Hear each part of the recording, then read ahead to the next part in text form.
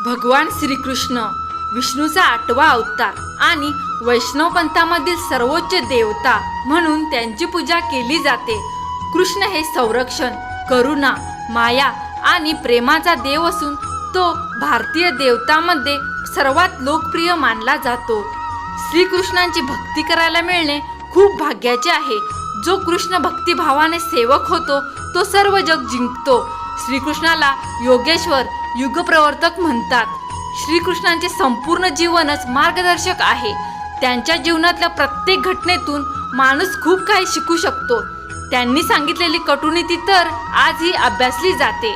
जीवन कसे जगावे, भक्ती कशी करावी, योग्य काय, अयोग्य काय, आत्म्याचा प्रवास कसा होतो, तसेच या जीवनाचे कारण काय व उद्दिष्ट काय असावे, मोक्ष कसा मिळेल, हे आणि असे अगाध ज्ञान स्वतः श्रीकृष्णांनी अर्जुनाला भगवद्गीतेच्या स्वरूपात दिले।